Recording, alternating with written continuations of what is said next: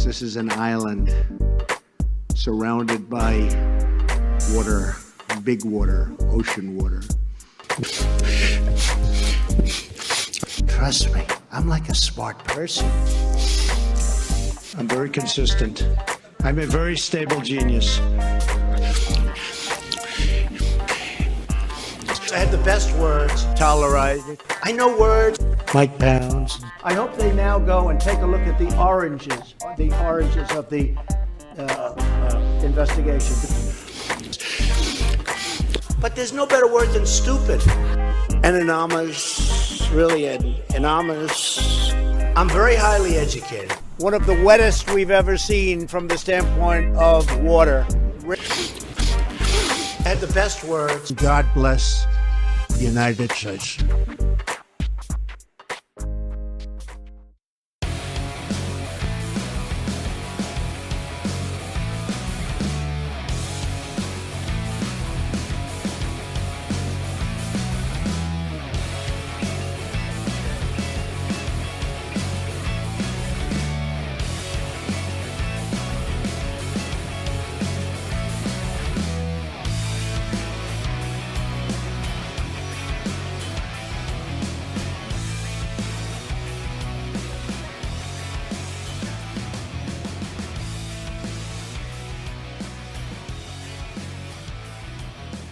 Around the nation, TYT Nation, Jeff Waldorf here. Welcome to the show.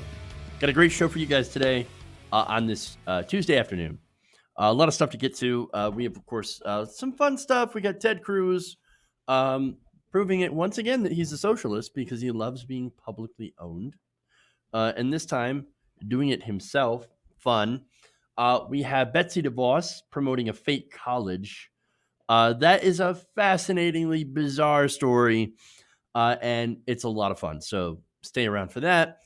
We got an important new study on Medicare for all. I'm going to do a little summary of it. But let's just say Medicare for all, of course, is the better option. And again, more and more studies come out continuing to prove that. We then have a Bernie Sanders supporter who has put out an attack ad that is incredibly effective against Michael Bloomberg. So I love that. I cannot wait to show you that guy, to show you that. And then we have, similarly, a Biden surrogate resigning from the campaign over a false edited Bernie Sanders video.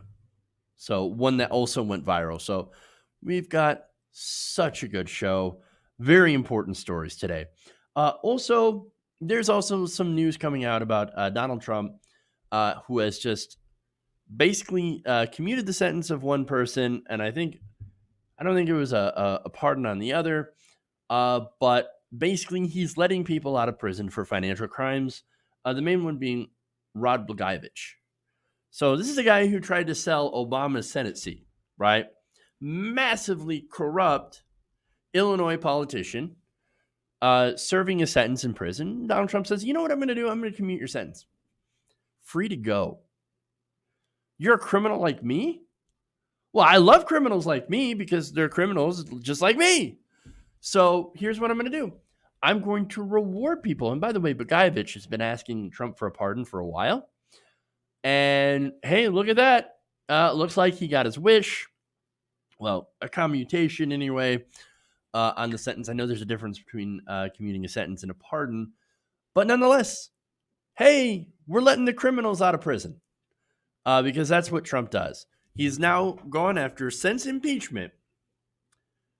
And this is amazing, right? Since impeachment, he has gone after his political enemies, right? Attacked them viciously. Tried to get his Justice Department to intervene and to go after his political opponents. Admitted that, yeah, the reason he did actually send Rudy Giuliani to the Ukraine, not the Ukraine, to Ukraine to go and do an investigation.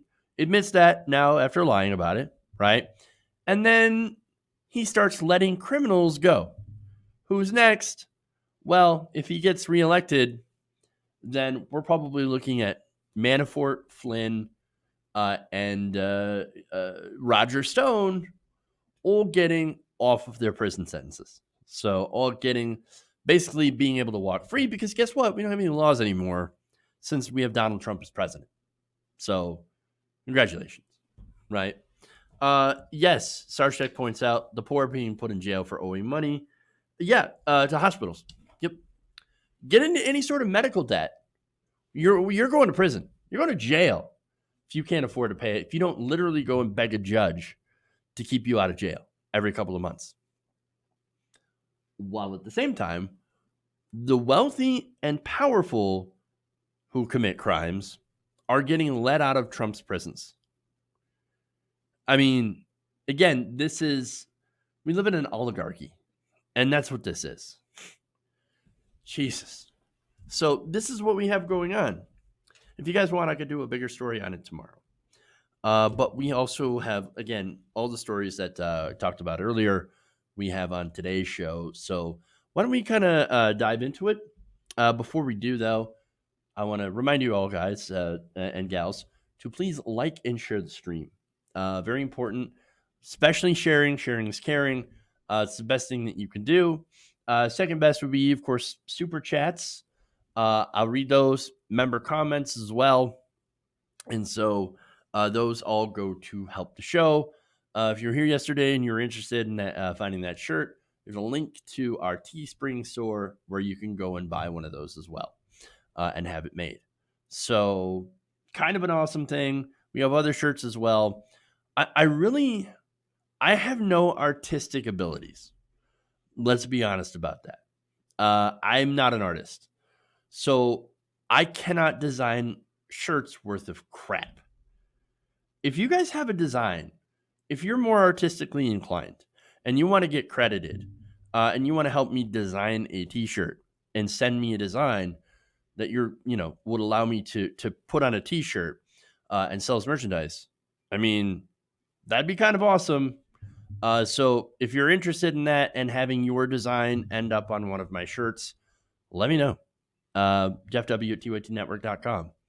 So reach out because we'd love to have your designs on our shirts so we can actually have some pretty good t-shirts to sell. So, okay. Anyway. And of course, you'd get full credit for designs, of course. All right. So with that said, let's get into the show.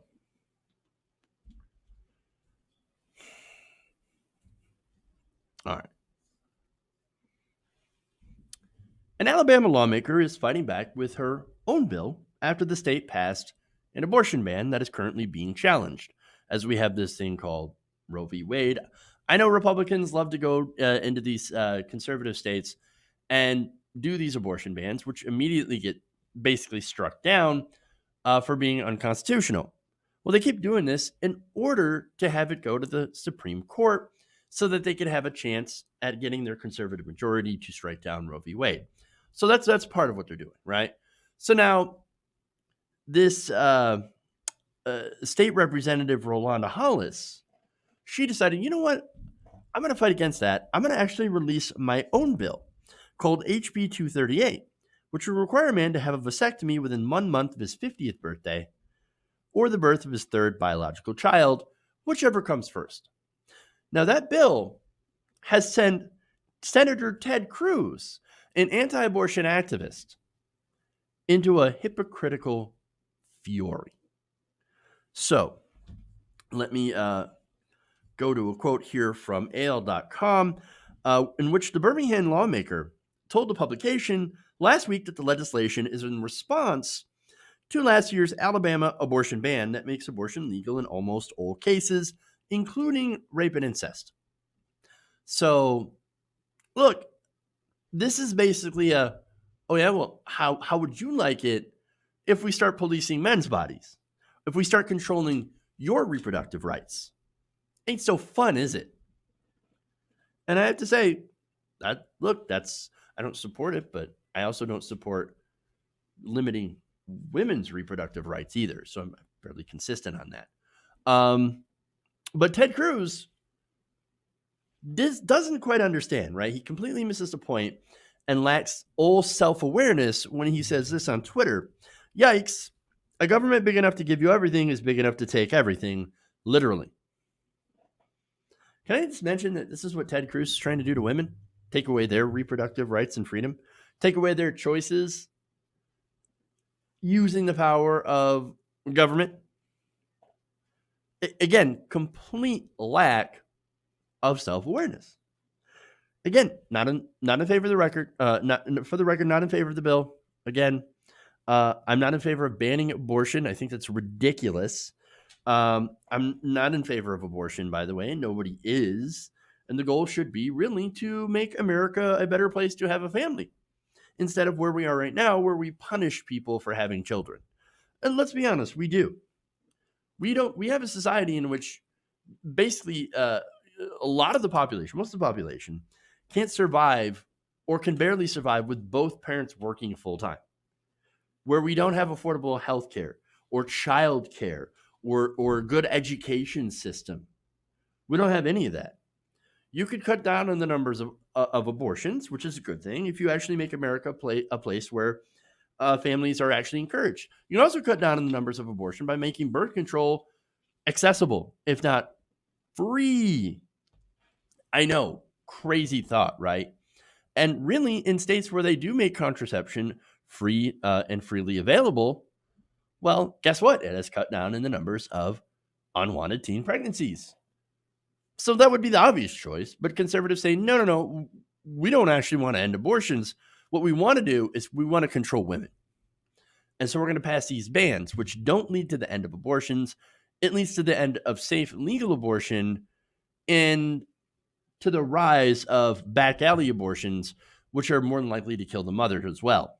So, I mean, Alabama, you might want to look at making economic situations better for the people that actually live in your state and birth control freely available instead of trying to ban abortions or do more bans that don't seem to work. I mean, again, I thought Republicans, when they always talk about gun control, you can't ban that. Bans don't work. They're going to do it anyway. They're going to find a way. So bans don't work. Oh, but for abortion, ban it. It only works, see, on everything except for abortion. Got it. Okay. Anyway. So this got a lot of responses. Now, Ida Skibney's says, yikes, it's almost just like you're uncomfortable with somebody telling you what to do with your body and deciding when and how to have a kid. Weird. I know, right? Allison Floyd says, it's almost as if legislating people's bodies is wrong. Indeed. Melissa Ryan says, yes, governments have no business controlling the reproductive systems of citizens. Glad you finally come around on choice, Senator.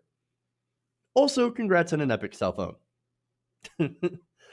Look, that's all that the pro-choice movement is actually saying. Is, hey, man, it's not the government's job to make that choice. It's your choice. As a free, independent human being, you have a chance, or you have the ability to make the choice about your own body up to the certain point of viability, essentially, right? And so what conservatives are doing is that, again, they're using the power of big government, which they say, how dare you use the power of big government to infringe upon my freedoms? Well, they sure love to infringe upon people's bedrooms and their sexuality. So anyway, Brooke Brinkowski says, wow, how awful that the government is trying to interfere with bodily autonomy. What's that feel like? Something that Ted Cruz would never know. Irishry Girl says, oh, you don't like big government trying to regulate your body? I love the snark in these. So much snark. And mostly all women responses, which is also great. Fred Wellman says, it's outrageous to have your government involved in these personal reproductive decisions. So glad you're pro-choice, Ted.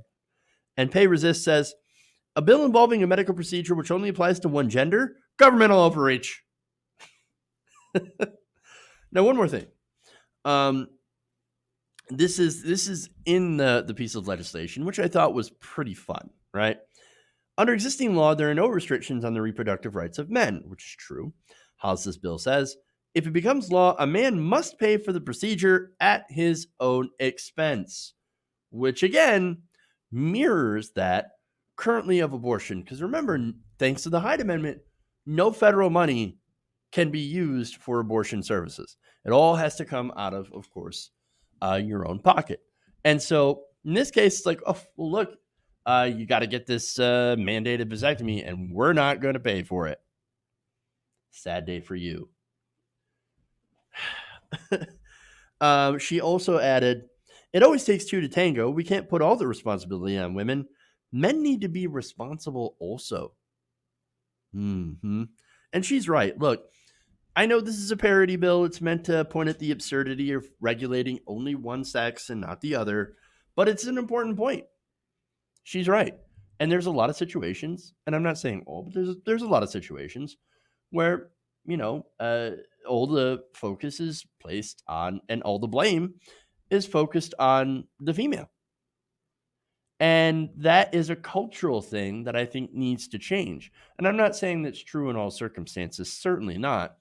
And I'd hate to, be accused of using a broad brush or painting this with a broad brush. But it is an issue, and it is important to point out that you're right. It does take two, which means both are responsible. And so it shouldn't be the focus to blame one gender over the other. But unfortunately, that's what we're seeing, right? What we see is a focus on basically punishing women for trying to be sexual in nature. And that's just absolutely wrong. And there is this insane desire in many in the right wing, the conservative side, to control what women do with their bodies and to not allow them bodily autonomy. And they use, of course, the lie about, oh, no, we care about babies as a way to justify it. Well, if you care about babies, childcare, healthcare, for children, welfare programs, food stamps, etc., and the WIC program and all the stuff that you attempt to cut, that would go a long way into proving how pro-life these people actually are. But they're not pro-life because all those programs, or most of them, they seem to have an issue with. So I say, as a general rule, when somebody shows you who they really are, in the case of a lot of these pro-life activists, and I'm not saying all of them, but when they show you who they are, maybe you should listen.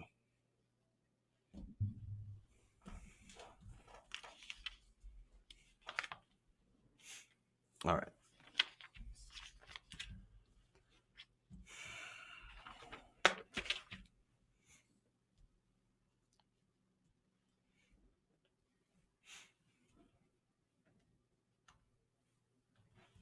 Moving on.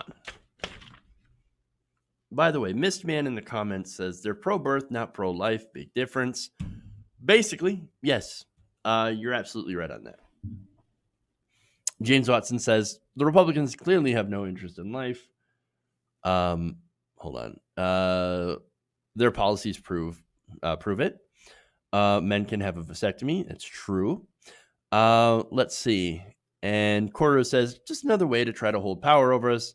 Not going to happen. Agreed. Not if we have something to say about it.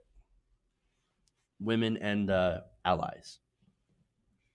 Isn't it amazing that we still have to have the same fights years and years and years? Well, then again, that's what conservatives do. They want to constantly bring people back. So they're not really conservatives. In reality, they're regressives. To regress us to an earlier state of the country where women didn't have rights, African Americans didn't have rights. White males, Christian white males, had a majority of both the wealth and the power. And that's what this is. Okay, anyway. Now we can move on. I love all the comments from you guys. All right. Education Secretary Betsy DeVos has revived an accrediting agency that just accredited a university that doesn't actually exist. So now, let me explain. Now, 2 years ago, under DeVos, the U.S. Department of Education had brought back the Accrediting Council for Independent Colleges and Schools, otherwise known as the ICS. Now, 2 years before, in the last administration, Barack Obama decided, you know what, we're going to shut this down. Now, why? Well, apparently it had an issue with pervasive compliance problems and had consistently approved questionable for-profit colleges that had handed out worthless degrees and left students in hundreds of thousands of dollars of debt. So known examples of some of these schools: Corinthian College, Fast Train College, ITT Technical University, which, by the way, I was actually I had actually been a student of, so I know that for firsthand account. Brightwood College, as well as many others, according to a report from USA Today and the Argus Leader. So now the ACICS handed out a bunch of accreditations to these schools. So now accreditation is important because basically you can look at it and say, oh, they're an accredited school, which means, people can get a job. It's a highly respected school. Hey, the government has accredited it, which means it's legit. And, well, when people graduate from these schools, they found out quickly afterwards that accrediting didn't mean a damn thing, because when you go with some of these degrees to the career fields, they'll literally laugh at you. That's worthless. And what you've spent, of course, since it's a for-profit school, lots and lots of money on getting a degree that's not worth the paper that it's printed on. So, look, that was a problem, right?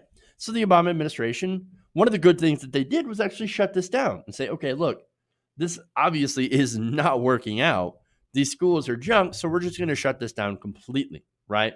As well as go after these for-profit schools. That's why ITT Tech, and it was Technical Institute, by the way, not university.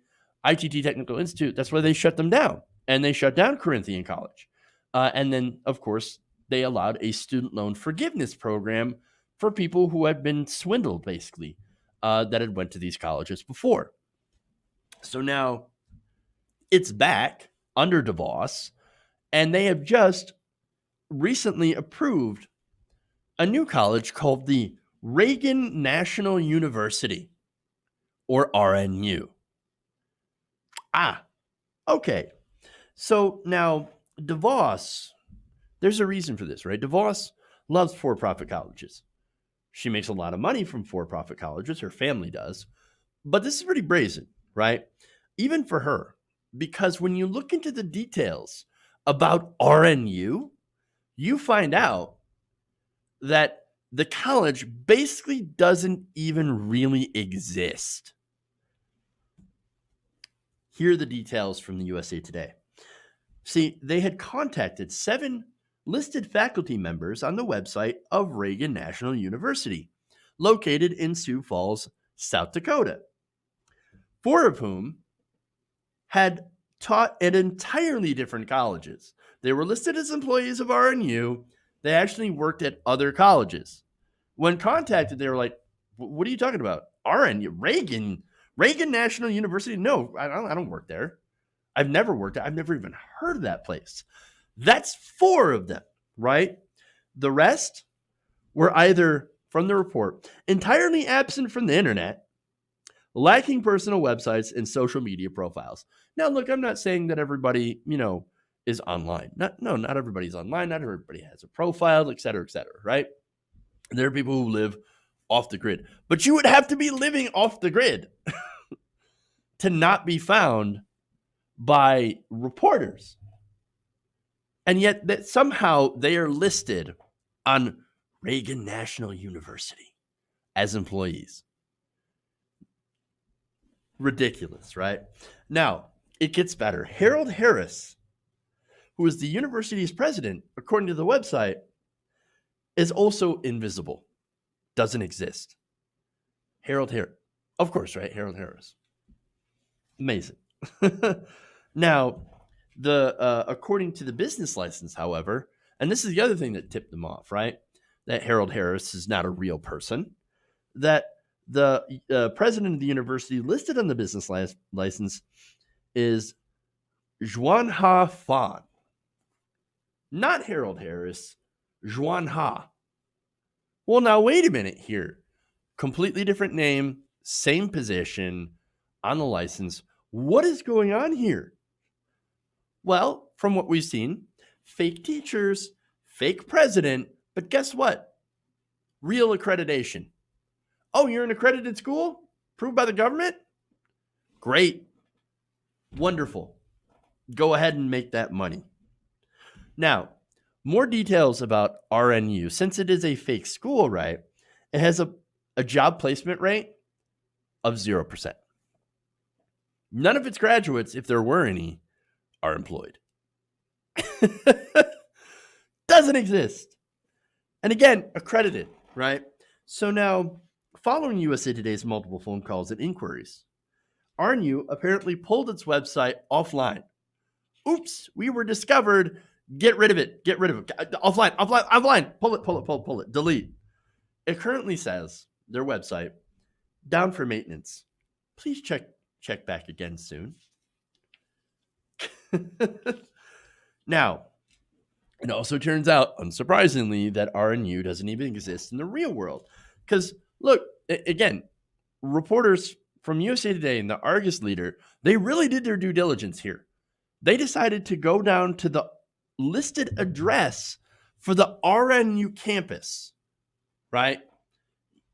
Now, they tried visiting on January 29th and February 12th. In one location, the doors were locked and the office suite was dark. Both had signs bearing the school's name, so they had a sign at least. At another location, the suite was mostly empty, save for some insulation scattered on the floor and a shop vac. Workers were remodeling part of the Reagan suite for a possible new tenant after the office space was listed for lease in August of 2019. So you know the reason that they had these offices, right? Which were listed, but likely rented out so that they could bring in prospective students in order to sign them up, have them sign loan documents, and swindle them out of their money. And then when they go and try to find out, okay, where's the campus? Where's my classes at? They would suddenly just disappear. Gone. Just absolutely gone. Except for a few pieces of styrofoam or insulation, and a shop vac. I mean, look, none of the workers, by the way, who worked on these in these places, what they had visited, these supposed offices, knew anything about the Reagan National University. But here's the thing. Somebody worked there because in a couple of occasions, they had called the number listed to try to get a hold of somebody. So they got someone, right? And they answered the phone by saying, Reagan National University. And then they said, when asked for an interview about the college, that they were uninterested before hanging up. And look, it can't be more obvious that this is a scam, complete and total scam. But again, this is who, under the Trump administration and under the leadership of Betsy DeVos, thinks is an accredited school. Gave their okay to, right? And also, by the way, says it's completely fine to disperse, and this is what's important, student loans too. Okay. So they will give out student loans out to students that sign up for RNU. And then when the student finds out that it's a scam, guess what the DeVos does, the Department of Education? They will refuse to cancel your student loans. So you will continue paying for a fake university that will take your money, oftentimes in outrageous payment amounts, adding on interest, and that's how they'll get rich. And that's how Betsy DeVos and her family will also get more rich. And that's how the scam works, folks. That's how it works. Now, as far as canceling student loan debt, she has been DeVos in the Department of Education under her have been very resistant to canceling student loan debt. Uh, and so far, she has actually been found in contempt for refusing to do so, to follow court orders to cancel this debt, which is from these scammy for-profit schools. And so the only interest that she has in mind is herself and these corporations who she is in bed with. Okay. And her family makes money off the scam. It must not be enough that she's got a 10th yacht. She needs an 11th, even if it's on the backs of young people wanting to get an education. And here's the irony, right? Who's going to go to Reagan National University? Honestly, it's not like, the trope about, it's liberal college students getting brainwashed into communism, right? No, these are the people who point out, I want to go to Reagan National University. These are mostly going to be conservatives. And what better way to show young conservatives an example of the free market by scamming them literally out of tens of thousands of dollars with a fake university? It's almost like Trump University, almost exactly like Trump University, actually. There's another example of the free market, right? Now, my guess is after being a scam like this, pretty sure these young people aren't going to be endeared to the conservative position of letting these companies do whatever they want and scam whoever they want. This is my guess. Maybe that's why younger people are generally less conservative than their parents in the older generations. Just saying. But that's what DeVos is doing. And it's kind of amazing that while all this is going, because this isn't the first story we've done about DeVos, but every time she does something like this, where the Department of Education holds its position on, not defending scammed students, it gets news for a couple of days, but at the end of the day, she still keeps her job. No investigations, no congressional investigations, by the way. It's not as if Nancy Pelosi and the House Democrats are looking at DeVos's shady practices and what she's allowing to happen.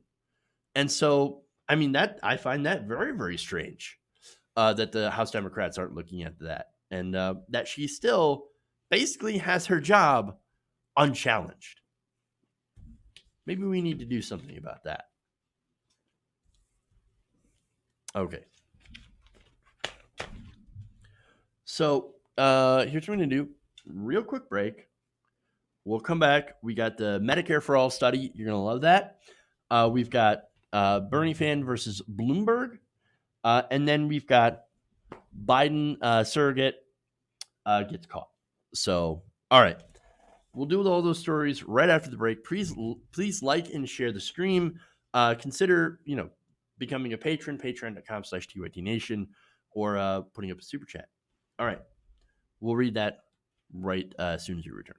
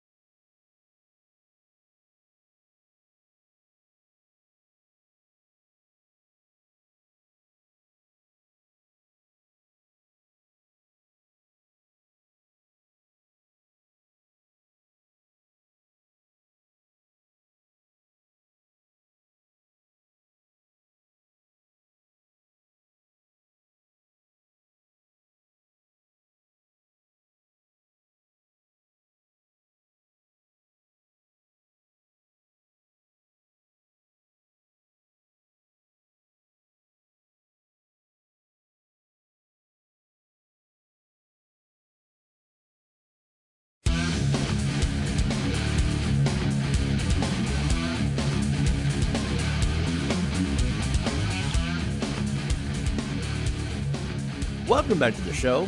Around the Nation right here, TYT Nation. Jeff Waldorf here with you. All right, so I want to thank some patrons first. So I want to give a shout out to Chris Akala and Martin Trammell. So thank you, patreon.com/TYT Nation. That's how you can sign up to support independent progressive media, as well as, of course, become a channel member. And I'll start giving more shout outs for channel members as well. Feels like I've been repeating them very, very a lot. And so that's why I'm giving a little bit for more of you guys to sign up. Okay. Anyway, I don't think I haven't forgotten about you guys and gals. All right. So before I get back into the stories, so yesterday I sent a poll to you guys, and that's through our channel, right? YouTube.com/TYT Nation. And I asked who would vote for Bloomberg if he got the Democratic nomination. Now, I didn't specify how he got the Democratic nomination, but I think your answer pretty much lines up with how I feel about the subject. So now here are the results. With 3,400 votes, right? So 3,400 and something odd votes. 70% of you said, I will not vote for Bloomberg. Wow. 30% said yes. There's a lot of answers ranging from, look, blue no matter who, to I don't like Bloomberg. I'm voting for Bernie in the primary. But if Bloomberg wins, like, it's better the devil that I guess the lesser of two evils. And then there are some that are just basically like, no, not under any circumstance am I voting for Bloomberg. He's a corrupt Republican plutocrat. He's, basically ignoring democracy, buying his way into the nomination. And so the answers kind of run the gamut, right? And so there's a lot of great answers. I want to thank everybody for, of course, chiming in and letting their voice be heard on that. And I do appreciate the results and for you guys to actually answer and be involved in that poll. After all, we do the show together. So I think it is fascinating. 70%, you kind of agree with me on that. I will not be supporting Michael Bloomberg.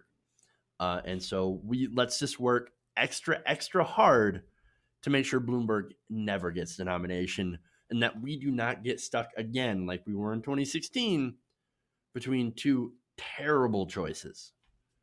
All right, so thank you to that. By the way, there's another poll on Twitter, which I just think is fun. Humanist Report, Mike Figueredo, love the guy, great guy. I put up a poll in his Twitter where I asked, if Bloomberg's a nominee, who should Mike Figueredo write in? And the results were from his own Pikachu, a wet fart, his dog, and a man named Sam Handwich, which is a play on ham sandwich. The results are Pikachu and wet fart are at 38.9%. I love it. And here comes Sam Handwich from behind at 19.4%. And then poor Mike's dog. They're just not interested in Mike's dog. Okay. Anyway, I thought that was fun. Again, I enjoy polls just for the notoriety. Zach Sherman says Bloomberg is a Republican. He absolutely is. And there's no support. There's no way around that. He's definitely a Republican. And again, a lot of you agree with that. Weary Pirate says, I don't support racists. There you go. All right. Anyway, let's move on. Okay.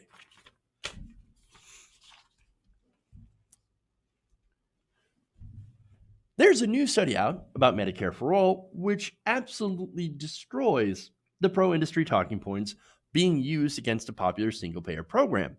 Now, this was published on Saturday by a team of epidemiologists in the peer-reviewed medical journal, The Lancet. Now, they found that Medicare for All will save Americans $450 billion and prevent 68,000 unnecessary deaths a year. So now previously the number was about 45,000. Now with this new study, 68,000. That is amazing. So let me summarize the findings. According to the study, by replacing premiums, deductibles, co-payments, and out-of-pocket costs with a progressive tax system, Medicare for All saves the average family thousands of dollars each year and provides lower-income households with the greatest relief. Now, it also helps hospitals, especially in low-income communities. Now, they would be helped by eliminating uncompensated care, which is a problem. And look, I reported on there's hospitals, I believe, in Kansas, although I'm not entirely sure. But there are these hospitals all over the country, by the way. And so you can't just point at one city or one town or one area. This is a widespread problem all over the country where people are too poor to pay for the medical services. Or they don't have, in a lot of places where Medicaid was not expanded, especially, you have people that go in for emergency care and then they can't afford to pay the doctors. Now, in some places, they have tried to solve this problem by suing poor people to try to get every cent that they can back from them for those medical costs, those expenses. So that has led, of course, unfortunately, to a reemergence of debtors' prisons, as a lot of these people, the reason that they can't pay in the first place is because they either didn't have insurance, because they couldn't afford insurance, or they were underinsured, or their insurance, what was left over when the insurance paid the bills, still was unaffordable. And so they couldn't manage this. And now they've had to go in some of these places into court. And if you don't go into court, well, you get held in contempt. And then you get put in jail for basically what is being in contempt of court for not showing up to argue that you're poor. And so you're too poor for these bills. And so that strain right there is felt by these local hospitals. So they felt, again, that the only thing they can do is try to sue people, get them into court to pay these costs. If you eliminate the profit motive in private insurance, and you replace it with a Medicare for All system where everyone is covered, you will no longer have that problem of uncompensated care. And so that completely eliminates that issue. And so that's important, okay? Now, not only does it eliminate that, of course, it increases Medicaid reimbursement rates to Medicare levels, and actually also reduces administrative overhead, according to the study. And so, look, that's one of the big things, right? Big problem with today's insurance is that big bureaucratic overhead. When you got to pay for executive bonuses, you got to pay for advertising rates, and all these different things, all these different administrative costs, which are not borne by Medicare. And Medicare actually it runs much, much leaner than our current insurance system. And so that would be a huge improvement.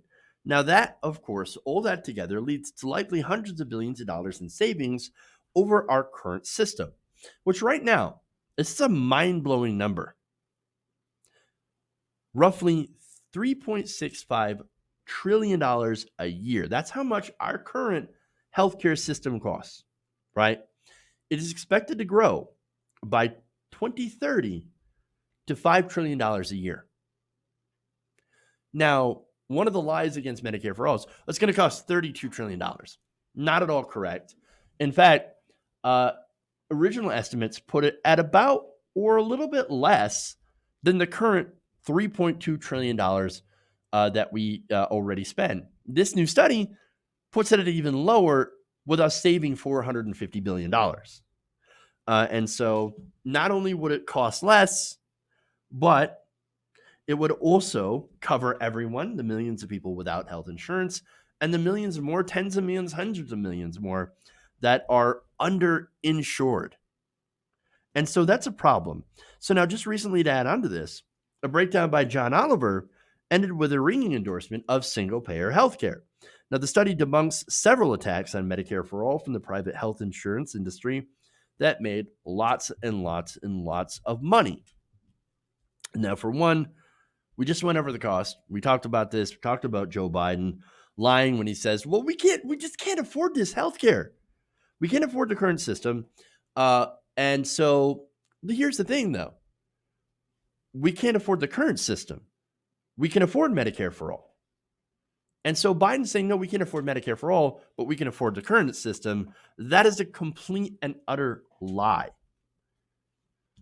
Not only that, but our current system still has 68,000 people who die from lack of health care.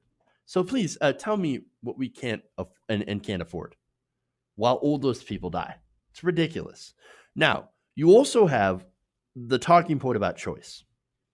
Well, you understand, if we keep our current system, then we actually have choice. And that's what Pete Buttigieg is all about, right? It's Medicare for all who want it, which is a public option system. Public option doesn't get rid of the faults in our healthcare system today, doesn't get rid of private insurance, doesn't get rid of the profiteering. It just adds a government option in which you still pay premiums, copays, and deductibles. That doesn't actually solve any of the problems, right? Oh, but no, choice, right? Under Medicare for all, you don't have choice. There's no choice. No. What's the problem with our healthcare system today is with all of our supposed choice, we still literally have no choice. In fact, what you have here are board members of insurance companies choosing whether or not the company will cover your medication. If it costs them too much, they will refuse to cover it. Or if your procedure costs too much, they will refuse to cover it, and you will fight with your insurance company. That's who gets the choice under our current system. You have corporate bean counters who are tasked to make as much profit as possible off of you and your premiums. Now, not only do you get more choice under Medicare for all, you can go to any doctor, any hospital, anywhere without having to worry about if you're in network or out of network, or if your doctor or if a doctor that happens to see you when you're in your network hospital happens to be out of network, you won't have to worry about that or worry about getting any sort of surprise billing because you won't get a bill at all.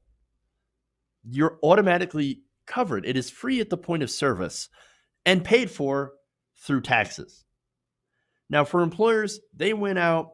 They're no longer on the hook for providing health insurance to employees. And so some of that money, even in the bill, especially since there's a carve out for union benefits, will end up having to go back to the employee in either increased pay or increased wages. You also have a win for doctors, by the way, who will end up getting paid a little bit less. Doctors and hospitals would see large savings in cost and time, which again might actually lead to salaries for doctors staying relatively high. Not only that, but you also have doctors being able to spend more time with patients, actually doing their job instead of filling out paperwork and haggling with insurance companies. Now, you also have, and by the way, if you combine this with free college and debt cancellation, Medicare for all, then doctors who go to school at very, very large costs to themselves, by the way. And this is part of the reason why they can justify saying, hey, look, we got to keep our rates high because I can't afford my student loan payment and all that stuff. Well, guess what? Your loans are canceled, and any future doctor can now go and get, their medical license or degree at no cost at the point of service. Well, there you go. That will allow them to basically lower those rates to Medicare reimbursement rates, which makes sense. But look, here's the other thing, right?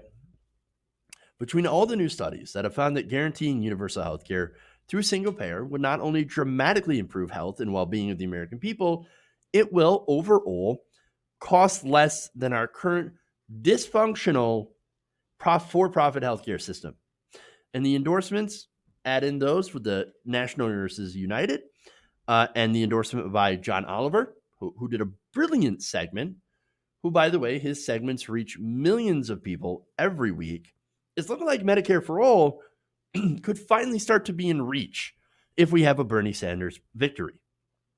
Obviously, a lot of work to do. There's a lot of fight to continue doing, but it's a start. As for Sanders, he lauded this study. He said the study confirms that Medicare for All will save the American people $450 billion on healthcare costs and will prevent 68,000 unnecessary deaths each and every year. In other words, guaranteeing healthcare as a human right by creating a Medicare for All system will cost substantially less than our current dysfunctional healthcare system. It will save working class families thousands of dollars, and it will prevent tens of thousands of Americans from dying each year. While the CEOs in the pharmaceutical and health insurance industry may not like it, we will end their greed and enact Medicare for All when I am president. This is, again, one of the many studies, 19 out of 22, the most recent studies, I believe, that show that Medicare for All saves money, saves lives, and is overall good. Now, if you want to have a conversation about how likely this is to pass, you got to get it through McConnell's desk, well, that's a different conversation, right? But you can't say that Medicare for All isn't the right policy for the right policy prescription for what we need as a country. And you also can't say it's not popular. Over 70% of Americans say that they support providing Medicare for All for Americans, according to a new American Barometer survey. The poll conducted by Hill TV and Harris X polling company also found that 42% of respondents strongly support the proposal, while 28% say that they somewhat support it. So obviously a lot stronger support than not. There's another Reuters Ipsos poll released back in August that also found that 70% of Americans support Medicare for All. There's no reason not to. This isn't pie in the sky. It's not unaffordable. It's not unworkable. The only thing missing is the political will in Washington. And that can and will be corrected by us, the people. Okay.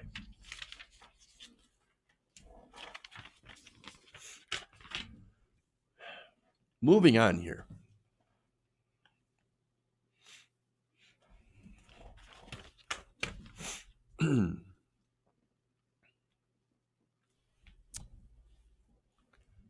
Michael Bloomberg, the billionaire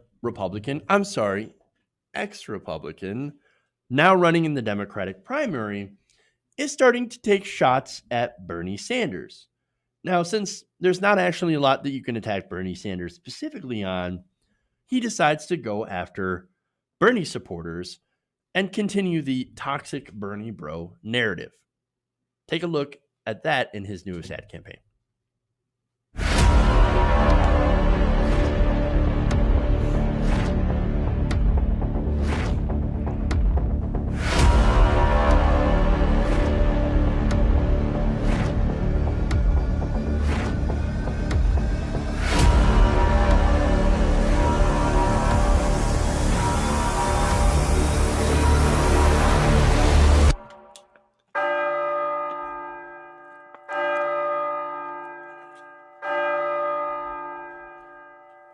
It is vitally important for those of us who hold different views to be able to engage in a civil discourse. I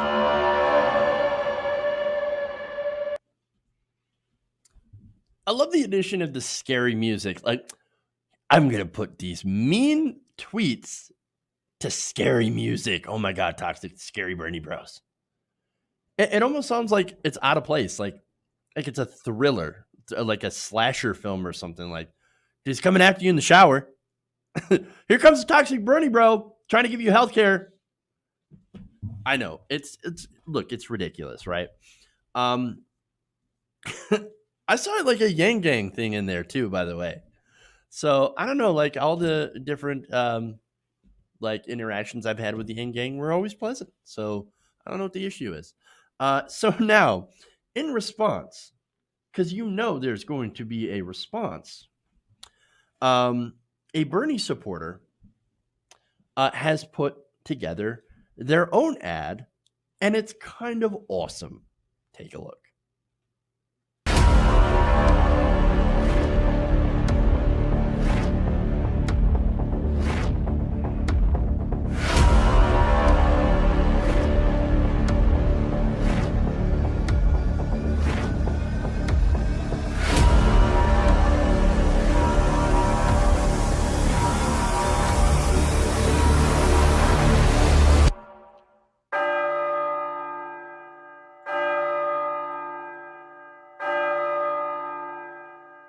Black and Latino males aged, let's say, 16 to 25, don't know how to behave in the workplace. Sakai told her boss, Michael Bloomberg, she was pregnant. She thought he would be pleased, and he said to her, "Kill it."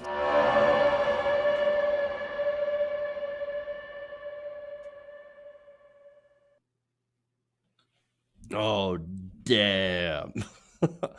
I love that, especially at the end. Paid for by no one. You know why? Because that's important. Because Bloomberg's ad paid for by Michael Bloomberg, a billionaire. He's got billions of dollars. So that's basically an astroturfed ad. But then you had somebody, a Bernie Sanders supporter. By the way, this was posted up on at Bernie Watchdog. And so I want to give credit where credit is due. That's where this video, that's who posted this and created this. So big, huge credit to them. It's got over 688,000 views, by the way, on Twitter alone. Again, that's amazing, right? And so this, I mean, look, you want to take on Bernie Sanders supporters? Well, okay, do it at your peril. It copied the exact format of Bloomberg's ad down to the scary music. Oh, but the Bloomberg quotes, man. Oh, these black people, they don't know how to behave. Immediately disqualifying. I do not understand how Bloomberg has any sort of black support after this. It should be in absolute tatters. And we're the mainstream media. And this is what's upsetting, right? On MSNBC, it's constantly attacking Bernie while giving kid gloves to Bloomberg, saying all the nice things about Bloomberg and then going after Bernie supporters and Bernie Sanders himself. And so that's what you see. MSNBC is basically turned into liberal Fox News. And that's unfortunately the truth of it, right? So now I am kind of bummed that some of my tweets were not in the attack one. But hey, look, it's just like the CNN story with the mean tweets, right? They did this whole segment on say Bernie's army of mean tweeters. Well, look, if you don't want to be dunked on or ratioed for saying disingenuous garbage, I've got some advice for you. Don't say disingenuous garbage. But here's what's going on. We're literally in a war against disinformation from people who are literally bad faith actors. People who are either grifters who attack Bernie Sanders because he represents the end of the grift, or political pundits who also basically are doing this for their jobs. For example, you have Chuck Todd. Chuck Todd literally called Bernie Sanders supporters brown shirts, Nazis, right? Bernie Sanders is Jewish, and he lost many members of his family to the Holocaust. Did Chuck Todd face any sort of official pushback? No. Instead, he got, ratioed on Twitter, and then he turned around, and the establishment turns around and says, I can't believe these mean Bernie bros are saying terrible things about Chuck Todd. That's the situation that we find ourselves in. You got Chris Matthews saying, oh man, I don't know. I think Bernie Sanders, he would cheer it on if the Soviets were shooting people in Central Park, were executing people in Central Park. I don't know. Maybe it's Denmark, and that's all, and that's fine. But maybe it's not. I don't know where Bernie Sanders stands. Literally, Bernie Sanders has been on the scene since. Well, look, he's been there forever. I remember watching him on MSNBC back in 2010 when Ed Schultz would bring him on a show. I remember listening to Brunch with Bernie on the Tom Hartman program. And so he's been around for a long time. Chris Matthews, you have no excuse not to know who the hell he is. Oh, but of course, he ignores it completely. Ignores Bernie Sanders, and now spreads disingenuous BS, saying, I have no idea who this guy is. He could be a communist. Ridiculous. Not only that, but I've showed you Joyanne Reid calling in body language experts to try to insinuate that Bernie Sanders is sexist and that he's a liar.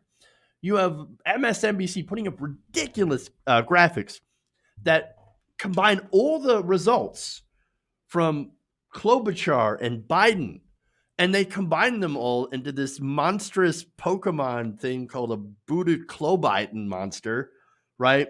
Also, they can add up his numbers and say, look at the centrists. They would win. They would totally win. I mean, Bernie Sanders, his victory, even though he won, if you put him against all of them all at once, well, then obviously they would beat Bernie Sanders. So they're obviously the winners. That's not how it works. That's not how any of this works. And of course, the coup de grace, right, is now saying that Bernie Sanders winning. Oh, if he wins the Nevada caucus. Very diverse state, Nevada, by the way, with a very, very powerful labor union that has ties to the Democratic Party, Harry Reid especially, Culinary, I think 144. Culinary, by the way, that union doesn't like Bernie Sanders, at least the leadership of that union doesn't. They've been running ads against him and putting out flyers against him. And then also perpetuating the Bernie bro myth, this narrative against supporters of Bernie Sanders. Well, even if they still can, fail to prevent Bernie Sanders from winning the Nevada caucus, which, by the way, if he doesn't win Nevada, they're like, that's it, Bernie Sanders is over. He'll never win anything again, right? But if he wins, now they're saying, it's not that important. Really not that important at all. No, in order to win, you need to be like Amy Klobuchar and get third place. That's who the real winner is, Amy Klobuchar. They've become a parody of themselves. And so that's disinformation. Not only that, but we're also fighting against misinformation coming up from candidates about things like Medicare for All, Green New Deal. For example, they put up ridiculously false industry talking points that preserve a system that allows 68,000 people to die needlessly because they can't afford health care. Joe Biden has said that it will cost an additional $32 trillion a year to do Medicare for All. That's false. A new study says that we would actually save about $450 billion. Buttigieg says we're preserving choice, when right now, literally people have been documented having to choose between heart medication and insulin because they can't afford both. They say the policies are unworkable, unrealistic. That's absolutely not true. 32 out of 33 modern industrialized countries already have some form of universal health care, many single payer. So why are we the only one that can't seem to get our crap together and actually do it? Now, these, of course, grifters and these candidates, they do not have the facts on their side. And it's really sad because now Elizabeth Warren is saying, well, Bernie Sanders, his foundation, the foundation of his campaign is based on hate. Elizabeth Warren used to have plans for everything, right? She no longer has a plan. She no longer touts those plans. What she does now is attack Bernie Sanders. And so that is super, super sad to see. Okay. And so when they back away from policy positions, which Bernie Sanders has maintained, I've got policies, this is how we're going to do them, but we need you to help us get this done. That's the whole message of Bernie Sanders, not me, us. Okay. Well, the establishment does not have that. And so guess what they go to? Mean Bernie bros online. These people, mainly in media or also in power on the Democratic side, are so used to being not called out or even touched or tweaked at all. They're used to reigning on high without any sort of pushback from regular people, so convinced of their moral superiority that they believe themselves above reproach. And when their awful positions or support of someone like Michael Bloomberg is called out, they just can't believe it. How dare you? You are dividing the party, you toxic, mean Bernie bro. Well, you know what? Who's actually united? The party. The people are united against you guys. The party right now is unifying under Bernie Sanders. Not the party apparatus, but the voters. He's getting the most votes so far. He's got the most support. His plans are deeply popular with the base. So this ad hitting back against Bloomberg is a show of that, of what having a deeply invested political base can do. And by the way, this is how you beat Trump, by having an army. If you don't have an army of dedicated, passionate supporters willing to stand up and to talk about the truth and to stand up not only for each other, but against Trump and the establishment and their army, then you know what? You're not going to win, and you might as well not even try. Okay.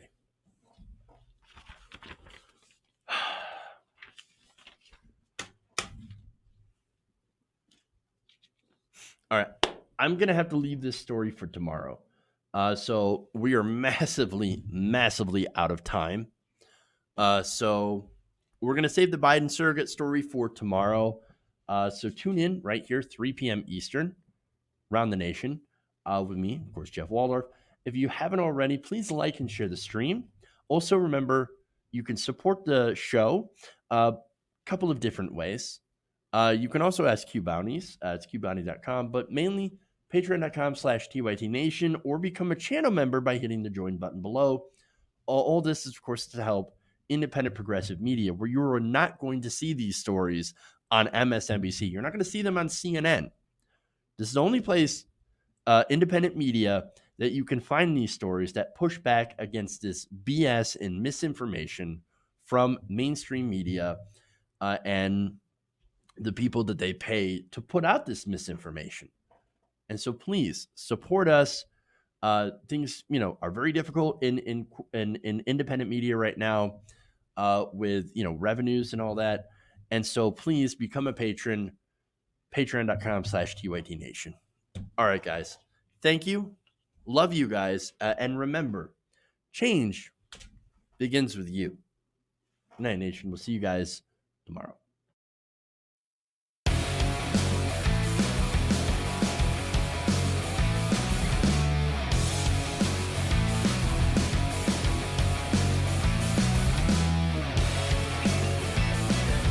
Please clap.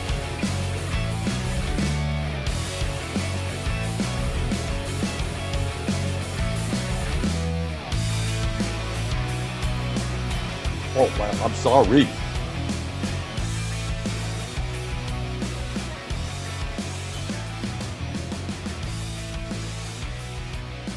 You're kicking me out the door. You're kicking me out the door.